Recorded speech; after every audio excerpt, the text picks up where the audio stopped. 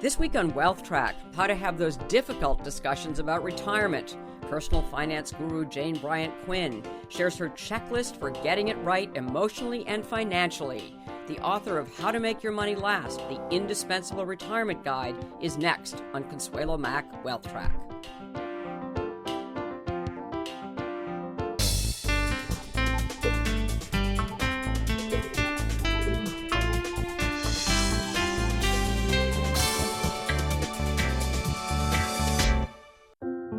New York Life, along with Mainstay's family of mutual funds, offers investment and retirement solutions so you can help your clients keep good going.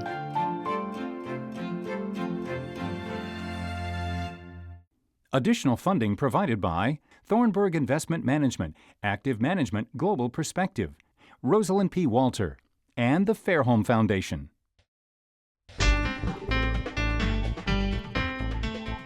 Hello and welcome to this edition of Wealth Track. I'm Consuelo Mack. How much have you thought about retirement?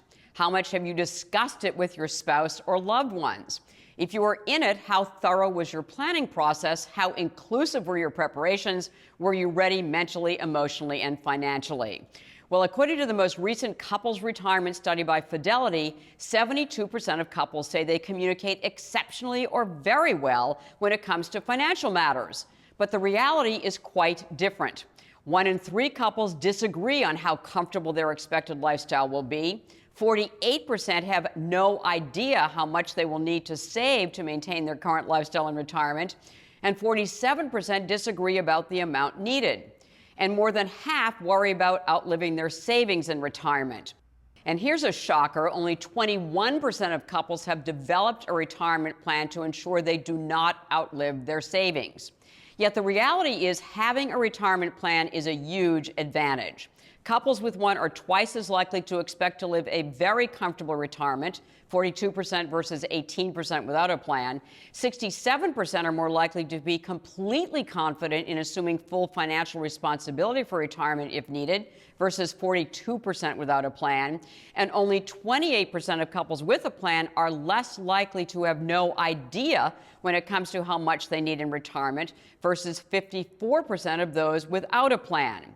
Well, this week's guest is on a mission to change all that. She is a personal finance guru who recently wrote a book to help Americans plan for retirement. And in the process, as she will tell us, she really helped herself and her husband with the conversation. She is Jane Bryant Quinn, author of the recently published How to Make Your Money Last, the indispensable retirement guide. Quinn is also the author of several other books, including the best-selling Making the Most of Your Money Now, Smart and Simple Financial Strategies for Busy People, and Everyone's Money Book. Over the years, she has been a widely read personal finance columnist for several publications, including Newsweek and the Washington Post. Currently, her column appears in the AARP Bulletin. I asked Quinn about one of her first pieces of retirement planning advice, the importance of talk, talk, talk. Couples sometimes have no idea what their partner thinks. They think, oh, well, we're going to go into retirement and we're going to do this and we're going to do that. And then when they start raising it, the other one might say, wait a minute, I'm not going to retire. Or what do you mean move to Florida? I don't want to do that. Or whatever. All of a sudden you get very different opinions that these two spouses have who've lived together all these years and expect to retire together. And their priorities are different and their timing is different. Right, so talk about that. I mean, what are the things that you should talk about? First, they should just set out what they want to do initially, and not just in general terms. Say, write it down, make a list. What do I expect of retirement? When am I going to retire? What are we going to do? And then look at your lists, and you may be absolutely shocked. And it is not unusual, for example, with a working couple, the man wants to retire, and he somehow expects her to retire with him. Well, guess what?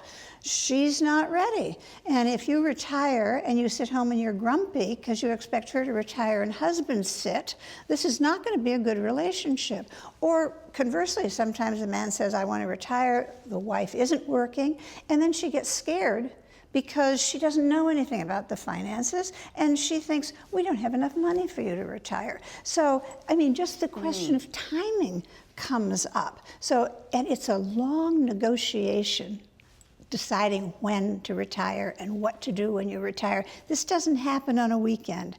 You start talking about it, and then you talk again, and then you talk again, and then you reach your differences, and then you talk again.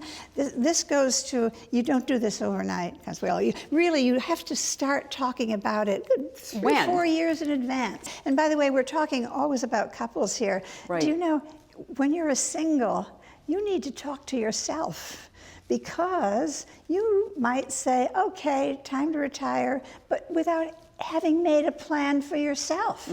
As a singleton, exactly what you're going to do. And then you retire and suddenly you're miserable. So it's never a fast decision of when you're going to retire and what you're going to do then. It takes a lot of years of thinking and planning. And planning is the next step. So the plan aspect of this. So what are the essentials to a plan for retirement? Two, and I would start with the emotional side, which is, what are you retiring to, and what are you going to do with your life? Because it's not just money. You know, money is what I write about, and we'll talk a lot about that. But to plan a second life is what you have to do, because if you suddenly, you are someone in the working world, you have a certain persona, you have a certain status, and then suddenly you move from the status of earner and provider and active person in the world, and all of a sudden you are retired American, interested in what? It's scary, and you actually. Turn to your dinner partner and say, well, I'm retired, and your dinner partner doesn't want to talk to you anymore. It's a huge loss of status in terms of emotional feeling. And so to find out what you're going to do next, when we're talking about planning, the number one plan is to think about your life and what you are retiring to. And then, of course, the next thing is you have to plan what you're going to do with the money. Can you afford to retire? When can you afford it?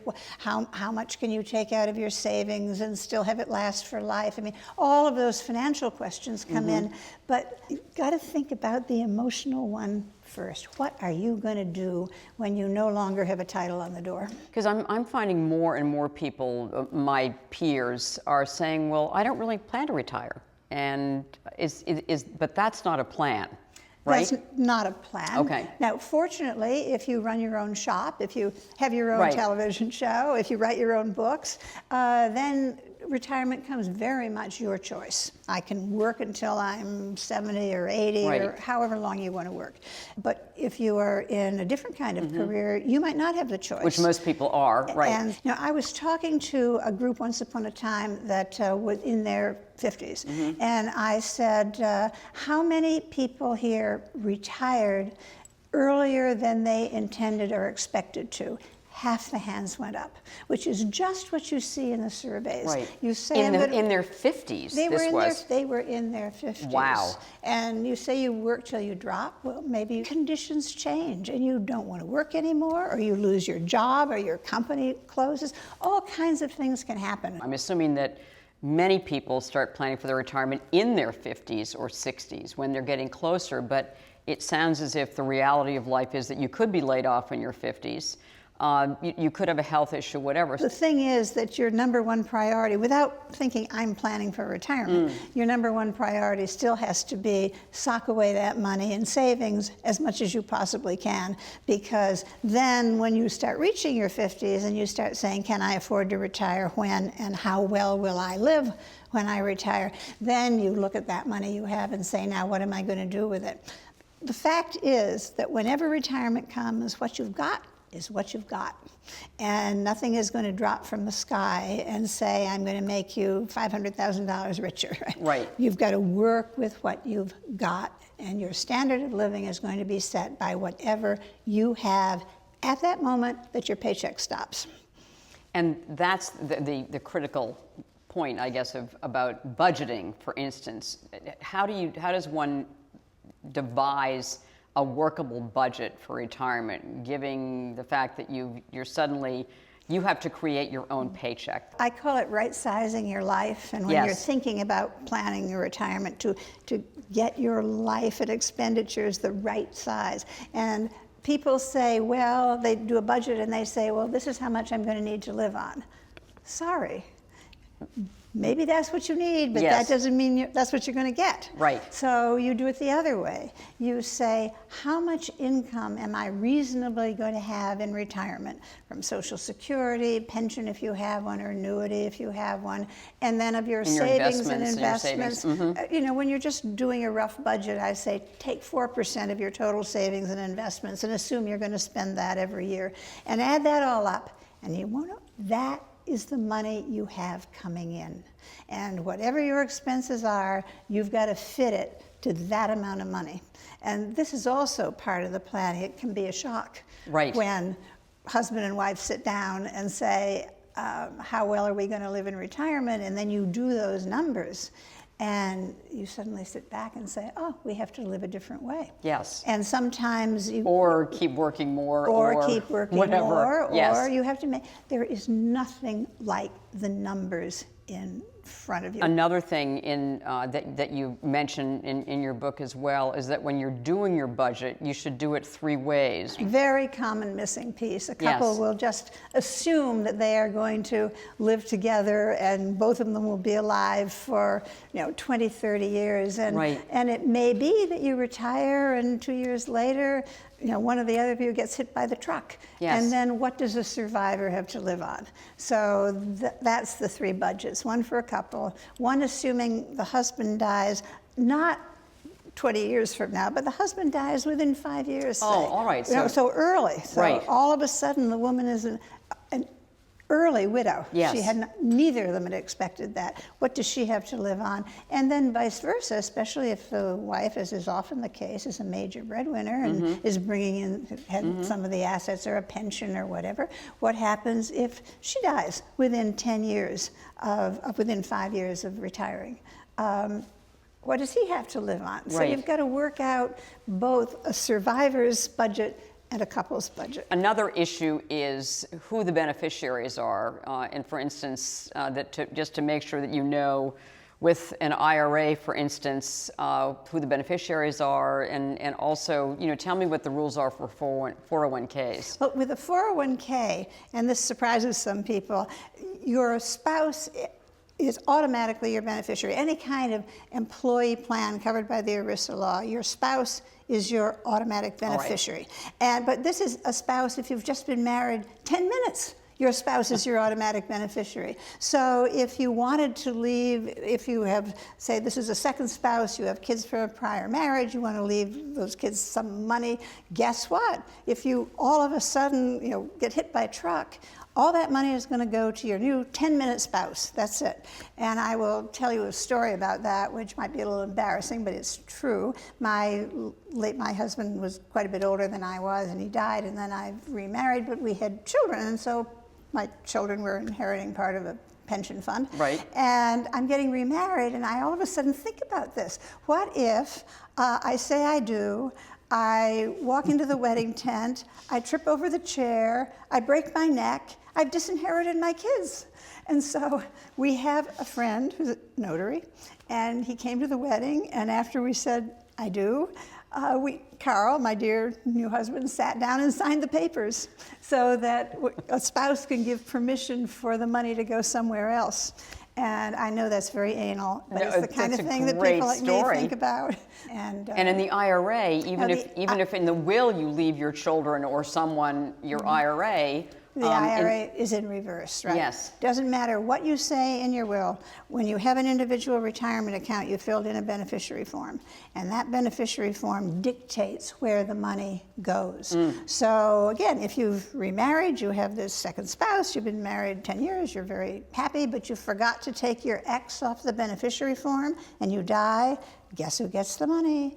The ex gets the money, the new spouse doesn't. There is an exception in community property states where if it's a marital asset, the current spouse can get at it a little bit, but you might have to fight for it. You've got to look at those beneficiary forms and make sure the money is going where you want it to go.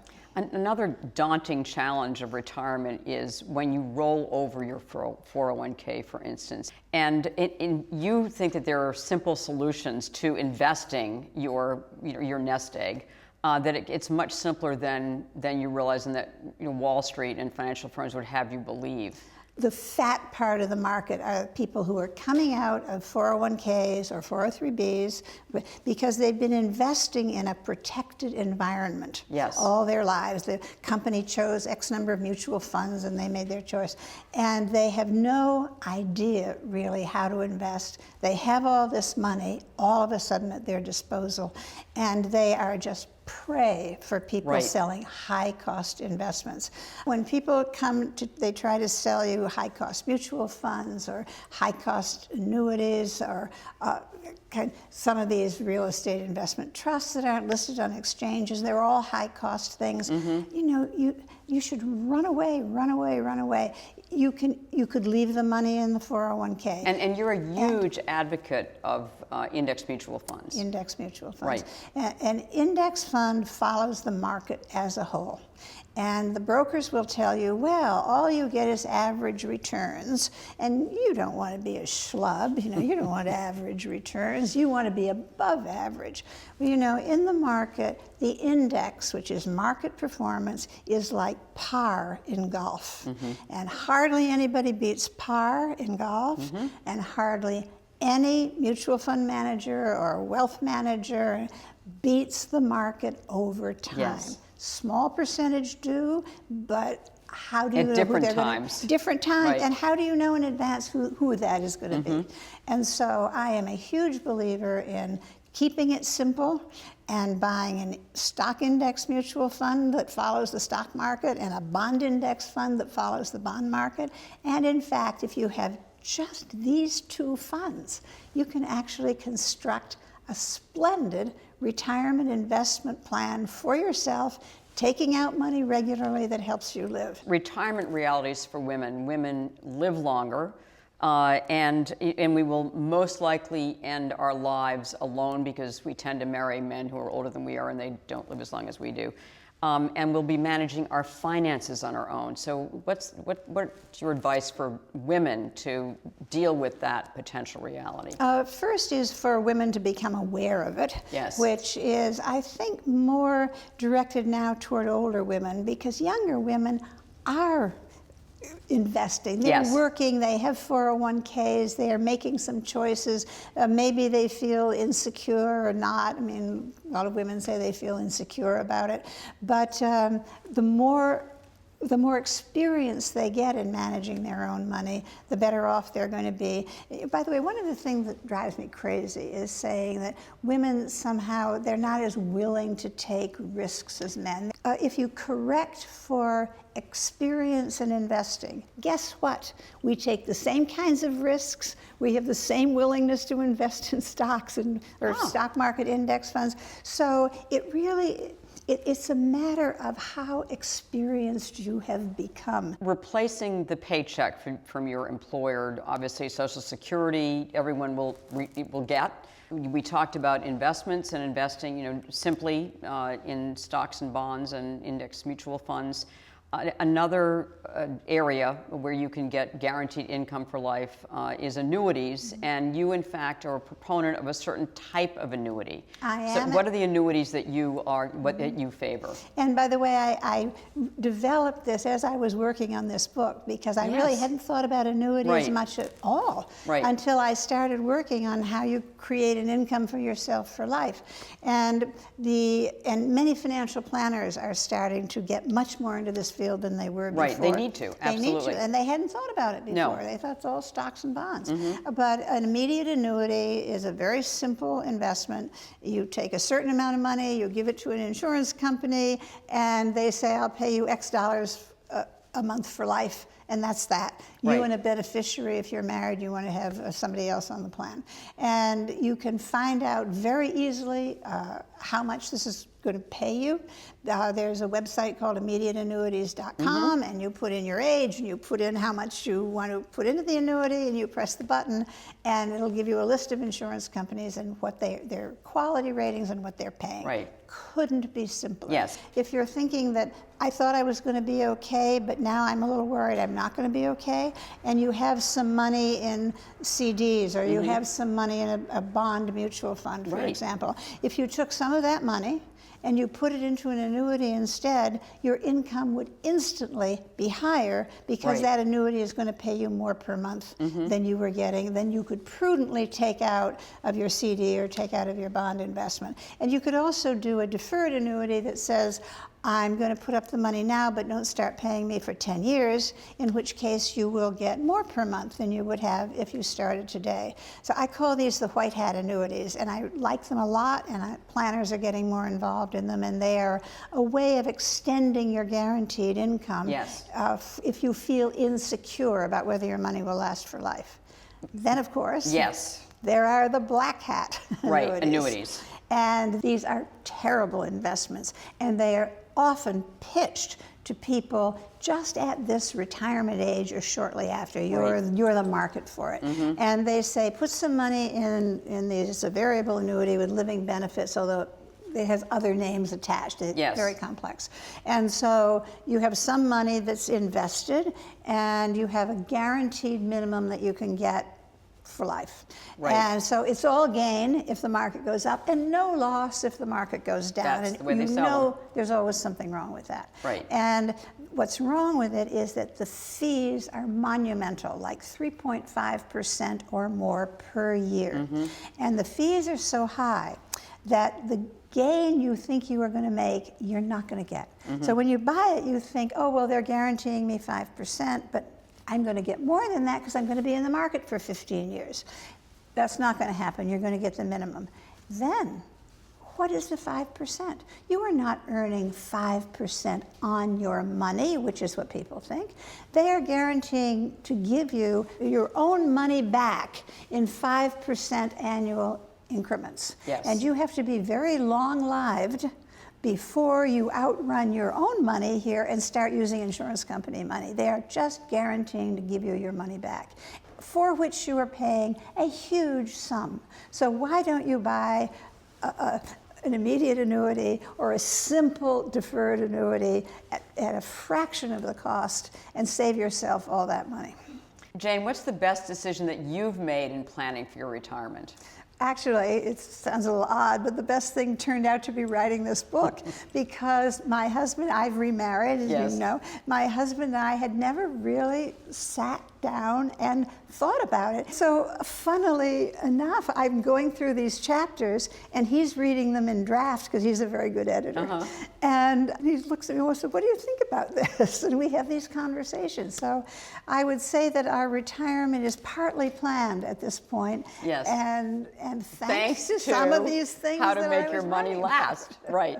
The final question is the one investment for a long-term diversified portfolio. What's the one thing we should do for long-term investing or planning? For long-term investing, should be in every portfolio a total market stock index mutual fund. And I will tell you a story about how I learned about index investing. It was a long time ago, 1976. I was writing a column I did for years for the Washington Post Syndicate, and I got a phone call. And the voice says, my name is Jack Bogle, and I would like to come and talk to you about index investing. And I said, well, send me some stuff. And I read through it and I thought, this cannot possibly be true. This is too simple. This cannot be true. And so we had lunch, Jack and I.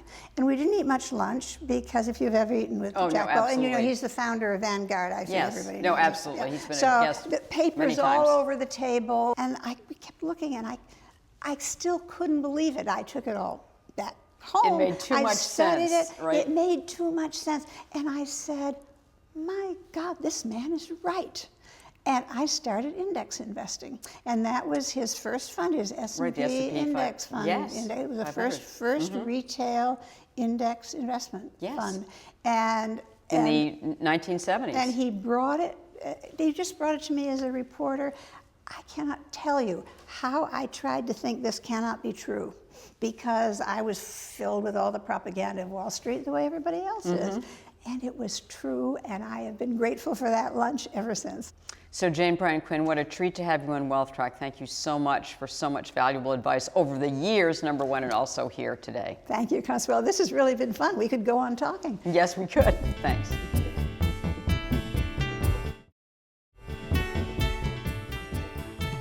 At the close of every Wealth Track, we try to give you one suggestion to help you build and protect your wealth over the long term. This week's action point is read Jane Bryant Quinn's latest book, How to Make Your Money Last, the Indispensable Retirement Guide. As you can tell from the interview, she is fun, incredibly knowledgeable, practical, conversational, and honest. In the book, she takes you through every phase of retirement, from the initial discussions about it to estate planning and everything in between. As one reviewer put it, How to Make Your Money Last is a godsend, a true treasure chest of financial secrets, tips, how-tos, and advice for anyone. I could not agree more. It is an indispensable retirement guide. To see more of my interview with Jane Bryant Quinn, go to our website and click on the extra feature. Also, feel free to reach out to us on Facebook and Twitter. Thanks for watching. Have a great 4th of July weekend and make the week ahead a profitable and a productive one. New York Life, along with Mainstay's family of mutual funds, offers investment and retirement solutions so you can help your clients keep good going.